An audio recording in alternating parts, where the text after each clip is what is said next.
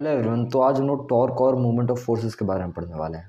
Basically what is torque, पहले मैं आपको डेफिनेशन इसका बता देता हूँ, उसके बाद मैं आपको पूरी पूरी चीज़ समझा दूंगा। The movement of a force और torque is equal to the product of the magnitude of the force and the perpendicular distance of the line of action of the force from the axis of rotation. अब आप column number 2 पे देखेंगे कि एक circular body लिया मैंने, जिसका जिसके ऊपर मैंने एक पॉइंट ए पे फोर्स अप्लाई करूँ जिसका मैग्नीट्यूड एफ है ना। अब एक चीज़ ध्यान में रखनी है, ये बॉडी पाइवटेड है तो ये बॉडी सिर्फ रोटेशनल मोशन दिखाएगी। ये बॉडी ट्रांसलेशनल मोशन नहीं दिखाएगी। मैंने अपनी प्रीवियस वीडियोस में बताया हुआ है कि एक बॉडी कब ट्रांसलेशनल मोशन दिखाती है और एक बॉडी कब रोटेशनल मोशन दिखाती है। तो क्या आपको इसके बारे में जानना है तो फिर आप मेरी प्रीवियस वीडियो जाकर देख सकते हैं, है ना।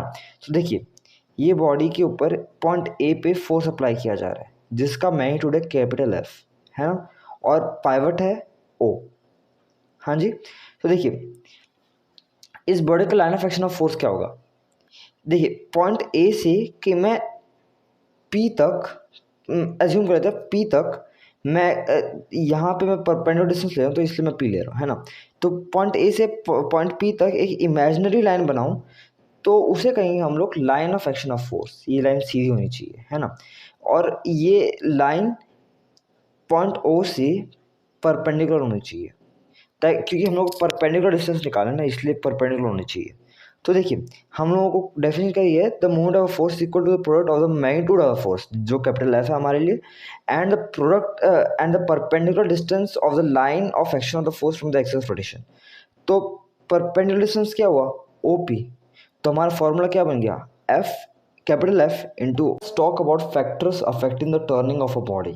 मेनली दो फैक्टर्स हैं, the magnitude of the force applied, दूसरा फैक्टर है the perpendicular distance of the line of action of the force from the axis of rotation of pivoted point.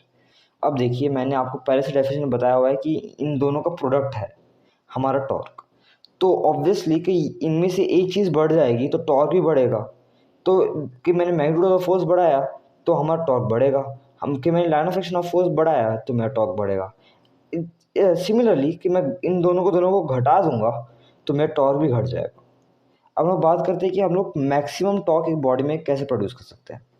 पहले मैं आपको इंग्लिश में समझा देता हूँ। For producing maximum torque on a body by given force, the force is applied by a body at a point for which the perpendicular distance और line of action of the force is maximum which causes maximum torque in a body. पहले ही बता चुका है कि मैं perpendicular distance ज़्यादा बढ़ा दूंगा तो टॉर्क भी बढ़ ही जाएगा। तो ऑब्वियसली कि मैं मैक्सिमम कर दूंगा परपेंडिकुलर डिस्टेंस को तो टॉर्क ऑब्वियसली मैक्सिमम हो ही जाएगा। द यूनिट्स ऑफ टॉर्क, देखिए मैंने आपको पहले ही बता चुका टॉर्क का फॉर्मूला क्या है, force into perpendicular distance between line of action of force and the pivot. तो देखिए, फोर्स का ऐसे यूनिट क्या है, न्यूटन, और perpendicular distance between line of action of force and the pivot का क्या है, मीटर। तो इन दोनों मिला के हो गए न्यूटन मीटर, तो यूनिट ऑफ टॉर्क क्या हुआ, न्यूटन मीटर। आप पूछेंगे कि जूल्स का भी तो सेम ही ऐसा यूनिट था ना। देखिए, जूल्स एक स्केलर क्वांटिटी है वाइल टॉर्क एक वेक्टर क्वांटिटी है, इसलिए उन दोनों के बीच में एक डिफरेंस क्रिएट हो जाता है। अब हम बात करें CGS unit of moment of force, तो CGS unit of moment of force है dyne into centimetre. For gravitational unit the SI unit of torque is kgf meter and in CGS system is gram for centimeter. Let's talk about the conversions of the units of torque. देखिए, 1 newton is equal to 10⁵ dyne होता है और 1 metre equal to 10⁵2 centimetre होता है। तो इन दोनों को multiply कर देंगे तो निकलेगा 10⁷ डाइन सेंटीमीटर, है ना।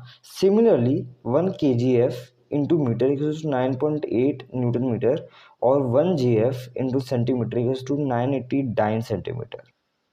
अब हम लोग बात करते हैं clockwise and anticlockwise movement के बारे में। एक रोटेटिंग बॉडी में आइदर क्लॉकवाइज मूवमेंट हो सकता है यानी तो आइदर एंटी क्लॉकवाइज मूवमेंट हो सकता है ना। अब देखिए, हर समय एंटी क्लॉकवाइज मूवमेंट को हम लोग पॉजिटिव मानते हैं और क्लॉकवाइज मूवमेंट को हम लोग नेगेटिव मानते हैं। Also for a body having an anti clockwise movement, its direction is always considered outwards along the axis of rotation, while that for the clockwise movement it is considered inwards, है ना। अब हम लोग बात करते हैं कि हम लोग डायरेक्शन ऑफ रोटेशन एक बॉडी का कैसे चेंज कर सकते हैं। दो वेज में चेंज हो सकता है, by change point number 1 bye changing the point of application of force, point number 2 bye changing the direction of force. देखिए, मैंने एक डिस्क ली है, इस डिस्क पे मैं नीचे की तरफ से फोर्स अप्लाई करूँगा तो फिर क्या होगा, वो एंटी क्लॉकवाइज डायरेक्शन में मूव करेगा। लेकिन अब मैंने पॉइंट ऑफ एप्लीकेशन चेंज करके मैंने ऊपर से फोर्स अप्लाई किया तो फिर ये क्लॉकवाइज डायरेक्शन में मूव करेगा। तो दिस प्रूफ कि हम लोगों ने point of application of force change कर दिए तो डायरेक्शन ऑफ रोटेशन भी चेंज हो जाएगा। सिमिलरली कि मैंने एक सर्कुलर डिस्क वापस लिया और उसको मैंने इधर से फोर्स अप्लाई किया तो वो अब एंटी क्लॉकवाइज डायरेक्शन में मूव करना स्टार्ट कर देगा, है ना। लेकिन अब मैंने सेम ही पॉइंट पे फोर्स अप्लाई किया लेकिन एक डिफरेंट डायरेक्शन से, तो वो क्लॉकवाइज डायरेक्शन में मूव करना स्टार्ट कर देगा। This proves that the direction of rotation of body can be changed by changing the direction of force. अब मैं आपको इस चीज़ को प्रूव करके दिखाता हूँ एक रियल लाइफ से।